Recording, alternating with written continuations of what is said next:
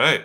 So this is a film called, Pregnancy test. and it's about Pre- pregnancy test. well, it's about more than just the pregnancy test. See, Yeah. that's a common misconception is people think it's about a plastic stick. It's about more Yeah. than a plastic stick. It's a device. It's a It's a theatrical device. device. It's a device. It's a common tool. Mhm. Screenwriters use it all the time. Yeah. They use pregnancy. If you watch any movie, you'll notice there are lots of pregnancy tests in films. Everyone uses one Everyone, yeah. at some point or other. How do you feel about that bit we just did? Should I do a different bit? Nick will cut it out. Nick will cut that out. Nick cut that Cool. out. Nick cut that out. So this is a film, but it is called Pregnancy Test. Contrary to our energy right now, this was a film that our goal, I think, was to be like genuine and sincere, not do bits. For me, personally, it's easy to try to be funny. It's not easy to be funny. It's easy to want to be funny, to try to be witty.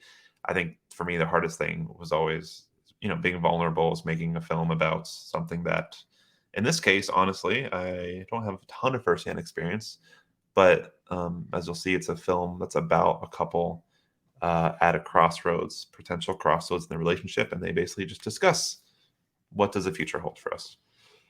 It is interesting because the way we picked this film out of the many, many scripts that Matt has written, which he has written 1,000,001, I liked it because you have a situation, which is a couple trying to define the relationship, and then you have a device that is creates a sense of urgency to figure it out and get to the heart of where do we really stand. So that's why I thought it was unique, and I thought that it did come across as heartfelt, and both characters were very relatable. So yeah, let's see what you think. There are some continuity issues. Keep an eye out. Oh, really? Yeah, I didn't know that. Okay, well, that's a bummer. Now they know. Scrap the whole thing.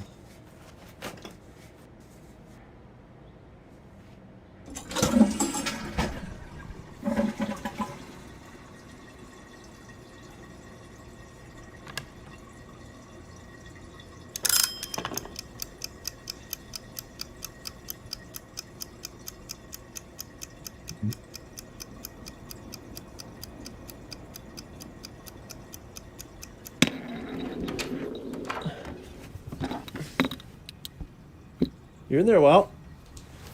You don't have UTI, do you? Oh shit, do you have UTI? I just took a pregnancy test. Yeah, so what are you thinking? I'm thinking about bug spray is what I'm thinking about, and wondering if you've seen it. And I have sunscreen, but I don't have bug spray. No, I haven't seen the bug spray. Maybe I'll text the group and Vince? see if they have... Forget about the bug spray. Yeah. Sorry. We'll pause it. What do you think so far? Yeah, I mean, the two are preparing to go camping. I don't know if that's fully communicated here, but they're preparing to go. The script?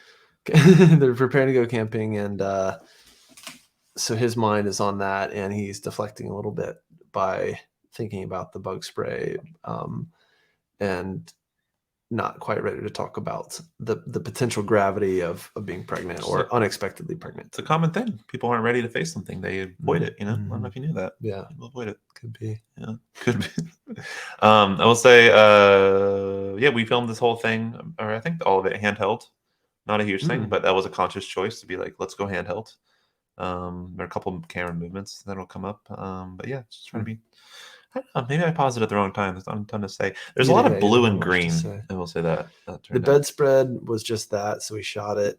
But we have this flannel thing going on, the two of us. So yeah, but I don't know. I kind of like the humility of the colors. It just doesn't quite make sense, but it's a youngish couple in their apartment, and not everything matches, and I kind of like that.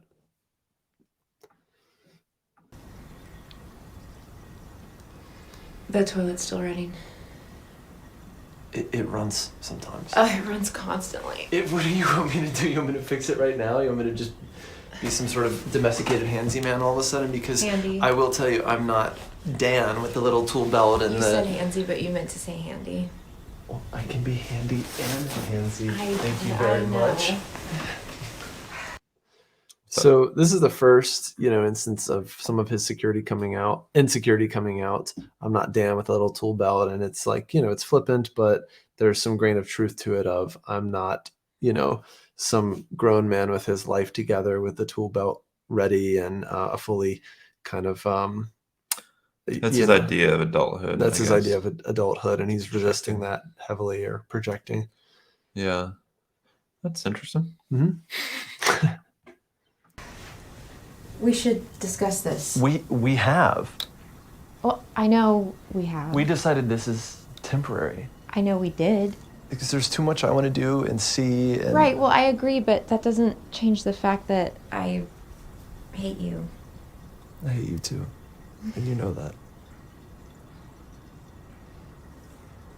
So, do you know the results? No, not yet. Not for like 5 more minutes. Great, so it could be nothing. Yeah, because it's something. It's not. You sound sure. People have accidental pregnancy scares all the time. Yeah, but people also have. Can you even still go camping? I mean. Yeah, pregnant people can go camping. Pregnant people can do a lot of stuff. I don't know. It's like mosquitoes and stuff. I don't want to turn into Claire and Dan. They're happy. They're lame. They're lame and happy. They're stupid. That was mean. Sorry. You know what I mean. I do know.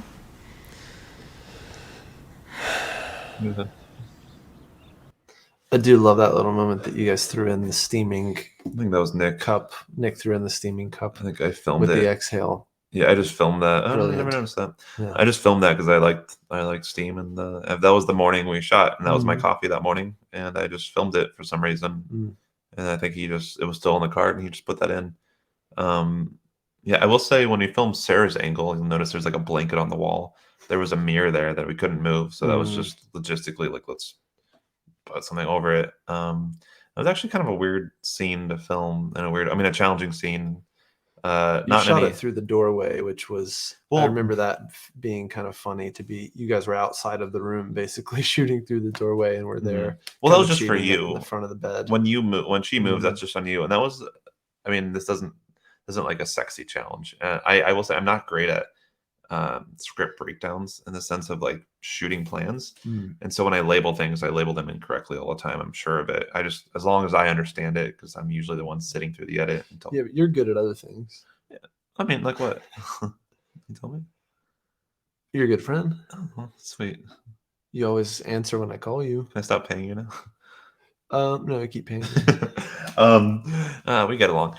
No, I was just gonna say that like when I'm labeling a scene, I think I'm labeling this like scene 2 or something, and then the moment she gets up, it's still the same scene, but I probably labeled that scene 3 just because I knew we would cut there, because then we could have kept filming your angle, which she's in, she gets out of, and she comes back in. But for me, and the fact that we only had 4 of us, 2 behind the camera, 2 on camera, it was like a nightmare to think of like, how am I labeling this? When do we cut? Like I just couldn't keep track of it. And so we cut there, and I forget what it was, but we lost something, I think, in the audio. There's something we didn't catch in that transition, and I think fix it enough in the edit. But just stuff like that where it's so like unsexy, it's just very like kind of boring. But that was a challenge, So yeah, I don't quite remember that. I think again, back to having a small crew. There was just 2 of you behind the camera, and then 2 actors, and there's an appeal to that, as an actor, because every time you go on a set, there's different personalities on set, and that affects the mood, just like walking into any group of people or a party or a workplace. You're walking into a workplace and you're hoping that you can be relaxed enough and comfortable enough to give a good performance, a believable performance. And, I remember when we put out the casting call for this, that was something we included, was like, it's a 2-person crew, very small and intimate, but it's going to be good footage, and it's a cute story, and we're incredible, basically. Yeah, I think we're really nice to work with. Our lack of humility was a huge selling point. We provided BLTs for everyone on set. BTS BLTs. Yeah, not a great one. Anyway, should we keep playing? It's okay to be scared. I'm not scared. I just really want to figure out this bug spray thing. Well, I really want you to figure out the running toilet thing too. Ella. Vince. It's a great shot. What if there's more here? between us. We want different things. Yeah, but I think we can want those things together. I want to travel. I want to see the world. You never go anywhere. You've lived here for like 8 years. Camping and stuff. You hardly Day trips travel, and- Vince. You had to borrow my brother's backpack just for this trip. I want to give my band a fighting chance. Half of them moved to Australia. We still swap demos from time to time. You're So I write down things over here on the street, just on my notes app, and someone did say there was something about my band moved to Australia, or like the horns players fell in love and moved to Australia. So that's where that came from. Yeah. Yeah, that shot you called out, that was we shot that on an 85 millimeter lens, which we hardly ever use, to be honest. Oh. And so glad it seemed to work in that moment. It's probably my favorite shot of the whole thing. That's cool. Mhm. Yeah, I think, at this point, you're starting to see some conflict. It's not a unsettling amount of conflict between the two of them, but it's clear that all of a sudden they're on different sides of this conversation or this argument, if you could even call it that, and they want something. And a lot of acting is about wanting something and understanding for your character. What do they want? And how far am I willing to go for it? Right. And so part of what Vince wants is his freedom, his autonomy, his youth, his innocence, of maybe not having a kid, and he's freaking out about what that would mean. And a guess would be maybe part of what Ella wants is to embrace it, to go with it, if the test is positive, and to be together potentially. So I can't speak for her as a character or actor, but I will, because I'll try, because I'm a man. You have that right. Got it. You're the director, so you can. Well, I was say going to it actually better. talk something similar. Is like I wrote this script, and Too loud. the mic speaking. I'm sorry. I wrote this script mostly as an exercise to like, okay, it's a framework for these two people to discuss a relationship, drama, yada yada. I think it came together pretty quickly, and in hindsight, I don't know if rewritten, but I would have considered other things differently, because I have a tendency to write male characters who are pretty small and insecure and projecting things on other people, and then the kind of women characters. I didn't say female because I heard you're not supposed to say the word female, which I'm still trying to understand that. I'm not fully online, but the non-male characters. How's that? It's good. Is that okay? Okay. Nick, cut that out. Nick, cut that out. But like Sarah's character, like a lot of the characters I tend to write, they have a better understanding of themselves, and they kind of see through, like in this case, I feel like she sees through your character pretty clearly. Like this is just an excuse. It's anxiety. And I don't think that's entirely fair to her character in some ways, where if I were to rewrite it, like, I'd like her to have a little bit more of a,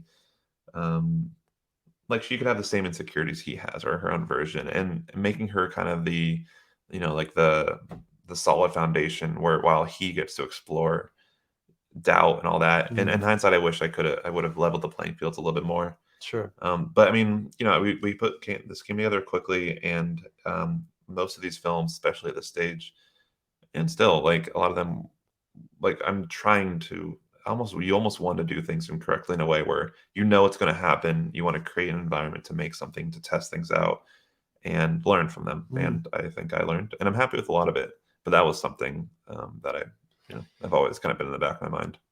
Anytime you're watching some of your own stuff, I mean, I come from before I started acting, been a musician my whole life, and listening to something I played drums on, it can be 99%, played well, and then a couple missed hits, and it's hard to not hear those. And you always wonder, are other people hearing those? Is it just me? Did it ruin my enjoyment now? Can I even listen to this track? And so that's, I think, the fine line you walk between trying to enjoy what you've made, be proud of it, share it with the world, and also learn something from it, and perhaps even just accept some of the imperfections. And the last piece is, this is also the three of us, you, me, and Nick, often trying to get on the same page about an edit or a final product. And the more we do this, we have to give and take a little bit more as a little, creative team, whether it's, so you have to pick your battles a little bit like any relationship or any project where everyone wants the best outcome, but you start to get some slight different opinions here and there. Yeah, we filmed this whole thing in one day, which wasn't the most extensive shoot, but I think we were pretty efficient with our time. We shot less coverage, Yeah. And usually we do the wide shot over, like reverse shot over the shoulder or something.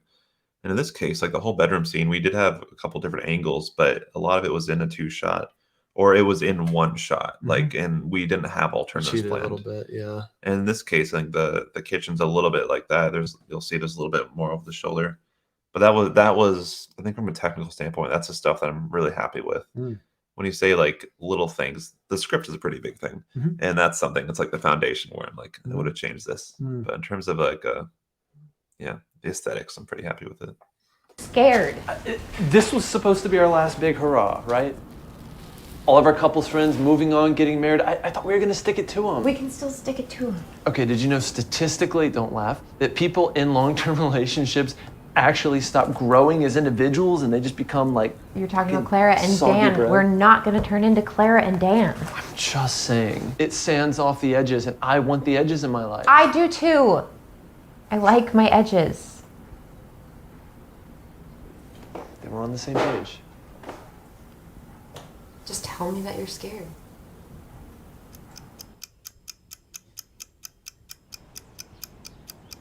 So you are in a long-term relationship. Would you say that you're like soggy bread?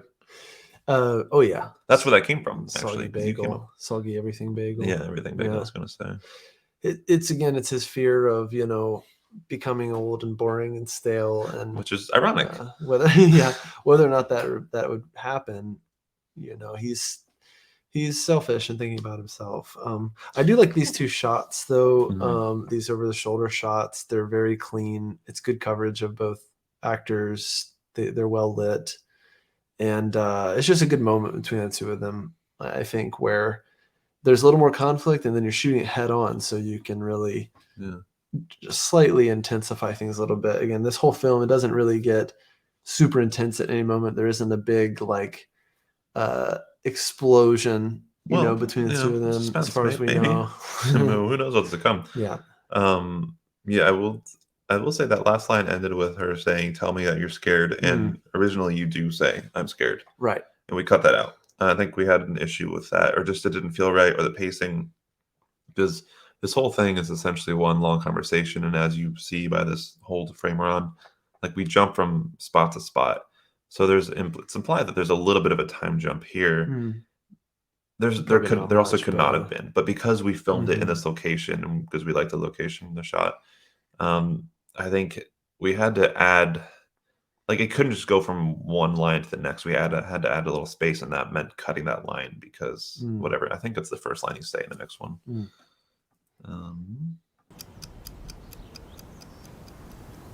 I'm scared. I'm really scared. You don't seem scared. I am. And I was scared to tell you because I really want this. I've always wanted this. I didn't know, where, or with who, or how, or I knew how, but I just knew that I wanted it. And Vince, it's 2022. I mean, we don't have to be married to do this. We don't have to be in a relationship. We don't even have to live together. We could just do however it works for us. That's the most punk rock thing I've ever heard. Hell yeah. Yeah. So. Yeah. What do you think? It's funny when again, I'm just indulging myself as an actor here, but as an actor, as a person, I would never say that something is punk rock. So it's funny when you're having to say a line and you don't fully buy it, or it's like not something you would say. You should have told me that on the day of. Maybe I should have suggested whatever the equivalent being of like, I don't know, what would I say? Like, oh, that's so hardcore, or like, I wanted it to be something vaguely, not juvenile, but like childish in a way, where like I wanted it to meddle, and and another way to sell it would be to say it more like sarcastically, of like that's just so hardcore. That's another thing I would have changed in hindsight, is I would have leaned into, like, I like the idea of making both your characters more like maybe you met in a punk rock band, like, sure, but we filmed this all in a day. We didn't really do much, if any, set design. We didn't do any really. And so that's something like another area where I think we can definitely improve is just thinking, who are these characters? What's this space look like? And that comes with having a little bit more time to prepare, including renting the space earlier, which in this case I didn't want to rent it any longer than we had to because it costs money. Which Well, it's also about backstory, and how much backstory do you need for a short film where the concept is simple, everything is gonna unfold from start to finish in a matter of 7 minutes or whatever it is. And how far back do you need to go, so to speak? It's like, okay, Vince was born in the Midwest and he loved Nirvana and he loves pumpkin spice lattes, which I do, so that'd be easy for me to connect with. And stuff like that, versus you do a little bit with like the costume, the setting, and I think it's good to have it's good that you it seems like did some of that work, and it's a matter. I didn't write that backstory, but yeah. Well, it's beautiful. It was great. Yeah. Wait, I was just gonna say that it's good to have that, either whether in my head, your head, our heads, but then it's can we show a little bit more of that in the film? Can we a version of this is they could be super I was gonna say goth. People use that term anymore, goth? Mid 2000s, I doubt it, but yeah. But it's these characters in some way visually, or maybe even more of the setting. It's very much they are stuck in a certain point in their life, and so to have a child, for both of them, you could tell, right? You'd be able to tell, oh, this is going out of their comfort zone, everyone's comfort zone, but especially them. So I wish we had done a little bit more visually in that way. Sure. But that's something for next time. That's a lesson. But we're in? You're in? Yeah. You're going to be a great mom. You're going to be a great dad. What now? For what it's worth, those lines were improvised. Improvised. They were improvised, and that's always an interesting thing and a fun thing about doing these films, is because it is just us or whatever, or we have this relationship and you're a director that's open to that sort of thing, you can do it. And so if what I felt in the moment was, now that we're kind of on the same page, there's some warmth happening, there's an agreement, there's a trust happening between our characters that it's going to be okay. And my character has let down his guard a little bit, and once he can step outside of himself a little bit, he sees that she would be a great mom, and that's just an offering, that was felt in the moment, and she's kind enough to return it. Why are you laughing? Hold on. I want to talk about why are you laughing. Are you nervous? No, not at all. I'm pregnant. We're not going to lose our edge, though. No, never. Right? We're going to be cool parents. We're going to be edgy parents. Yeah. I'm not going to be like my dad. No, you won't be like your dad. But I'll be kind of like my mom. Yeah, your mom is awesome.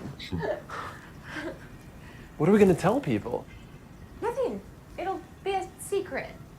It'll be a secret? Yeah, a secret. It'll be a fucking We'll just keep it in secret? the closet, feed it every 2 to 3 days, Oh my whatever God. it needs. Claire and Dan are going to freak out. Oh my God, of course they are. They're going to want to raise it together and do a co-op and a nanny share. Arranged marriage. Oh my God, they're the worst. The toilet stopped running. That's weird. That's weird.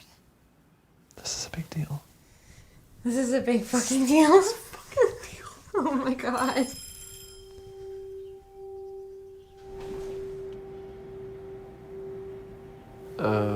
Where'd the test go? I thought I left it right there. Did you put it in your pocket or something? I don't remember putting it in.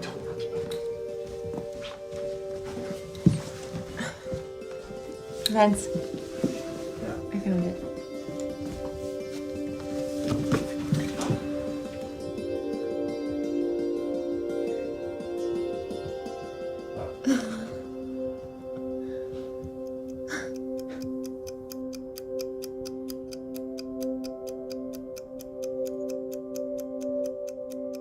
So ethereal. I do like that your character is you start getting way ahead of yourself. Like the moment you're like, Yeah. oh, maybe we are ready to be parents, you're just talking about like it's gonna be awesome. And I love that kind of naivety. Yeah. Naivety. I Yeah. like that naivety. That's something that always kind of tickles me is Yeah. going from being kind of like stubborn and pessimistic, like no, to being like this is gonna be the best. And Yeah. then Already thinking about preschools and stuff. yeah. It's funny. College funds. Yeah. Yeah. And I think this film, it came together, it worked out. Also, we cast, Sarah's part for this film, and we had a nice handful of tapes to pick from, which was great just to Mhm. see who is this character, who would this person be. Sarah's take on it was very, I don't know, kind of like heartfelt, kind of sincere. Some other takes that we got, were a bit more angry or combative or annoyed, right? Of like, this guy Vince won't grow up and get over himself and Yeah. being kind of a man child or whatever. Yeah. So it was interesting to go through that. That's a question. When you do like you read you get a side for an audition, you read it. Do you make a decision like when in your audition you decide how to play it? Yeah, Make I a mean, strong it's choice. like acting is. But is like the like in the Mhm. audition like in that stage is it good to make a really strong choice, do you think? I would ask you the same question as the director, right? When you're looking at tapes, what stands out to you? A lot of acting, they talk about making a strong choice, which again, if the choice is to be really flirty or to be angry or whatever it is, maybe you're doing that. I think the key is trying to connect with how you actually feel or would feel if this was happening to you and let it happen to you in the scene or in the audition and try to show that sincerity, because that sincerity or truthfulness is what plays well on the screen. And then once you have an actor in front of you and you've gotten the part, then you can respond to that. And the trick then is to not assume that your scene partner is going to act a certain way. Because if you plan to be flirty and then they're actually really angry, does it make sense to be flirty still? So you're taking your interpretation of the character of the scene. And in this case, it was just a really short side for Ella's part. Mm-hmm. Yeah. I'd say I like I respect when people make a strong choice, but and when it comes to auditions or just like seeing video sent in, I don't think I always. I think I kind of look past that. Like it's almost like you're looking for some quality that might be hard to describe. Mm. Maybe I'm making it too much of a thing, but you're like, no, this just feels right. This person, maybe not in this performance or in that audition, but you can tell they have it. And you're not always right. Yeah. I might not even always have it. I don't know. I read it. Someone said recently, like a casting director is just trying to find the puzzle piece that fits for this puzzle. And so a lot of times with, like looking at tapes, it's not necessarily about like the biggest performance or the most incredible or the actor with the most experience. It's about like this makes sense for the story, or this is Ella, right? You see the tape and you're like, okay, I think this is Ella, right?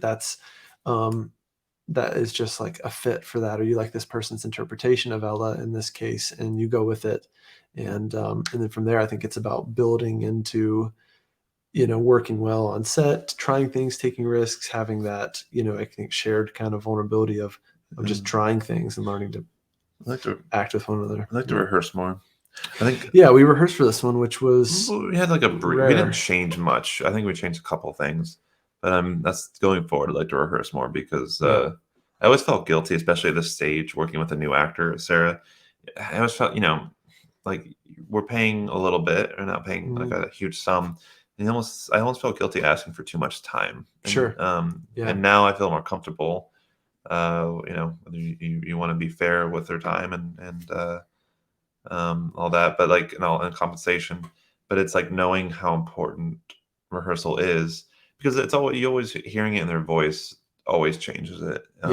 In this case, I wish I had more time to explore that. And you're also, when we rehearse, it's for everyone's sake, because we're also looking for pitfalls, right? Or moments that just don't make sense, or lines that don't make sense. Don't read well. They don't read well. So that could be a rehearsal in person. It could be a Zoom, table read. I think backing up beyond that, something I want to do for some future projects is actually, when you have a script or an idea, like let's do a table read with just whoever wants to play the parts, and use that time to start workshopping like your scripts or your ideas to get it closer and closer, and then cast for it, and then maybe a rehearsal or two to get it where you want it to be. Yeah. Some risk with the rehearsal is that you get stuck doing it a certain way as an actor. So I've had it where we do rehearsals and that was helpful. In other moments, like I did the paleontologist gig, and I sat down the day of the shoot, bunch of people in the room, the crew's there, everything is there, you're in costume, and you sit down with your scene partner and they roll, and that's the first time you've ever done the scene, right? And there's an excitement to that. That was okay. That was the first time. No rehearsal at all? No rehearsal, right? So we sit down, and that first take, that's where the discoveries happen. Where I don't know how my scene partner is going to react, or if she will be angry, or if she's going to be receptive to me, and if her character is going to be open to me or guarded, and then I have to do something differently if she's guarded. And so that was interesting. I don't really know which one I prefer, but yeah. That's interesting. I didn't know that. That's cool. Yeah. Turned out well, I thought. Yeah, I think so. Any final notes for this one? Yeah, this was a fun one. Again, we wrapped them pretty early that day. Like we had before the sun went down. Yeah, we had a puzzle on the kitchen table. My housemates came over. We had a couple beers. We just worked on the puzzle, and it was nice. It was efficient. It was a fun day. It's always nice to, when you finish a project, it's a nice feeling, Yeah. Before you start editing and you see what you wish you'd done differently. Yeah. So that feeling right after you finish, if you feel good about it, that's the most, I don't know, that's a nice spot. Yeah. Fun film, cute film. This is the first time we work with Sarah, who's worked with us on a bunch of other projects since then. So it was great to just keep building community around these films and in the Bay Area. So hopefully you found this a little bit interesting, or just totally absurd for us to be talking about our own films. If you want to hate watch our content, that's okay. Yeah, you get, as long as you watch it and like it. Yeah. This can be your dirty little secret. Watching our stuff can be, you don't want to admit it, but just do it at work. Close your laptop. Sorry, I'm just watching. Yeah. If you want to watch the full film, Pregnancy Test is on this channel. If you, we've got some other breakdowns like this, and the full films are on there as well. If we've done a breakdown, the full film is on the channel as well if you want to check it out. But please do. Yeah, hopefully this was fun. And if you're in the Bay Area, we're here. It's outsideinfilms.com. You can always go there to check out more stuff or to reach out. We're always looking to collaborate with other people in the Bay Area. I'm great to make stuff. Yeah. Sometimes we even have premiere parties in the Bay Area in San Francisco. So keep in touch, and thanks for humoring us here. Yeah, I appreciate it. All right. I appreciate you. Cut that out, Nick.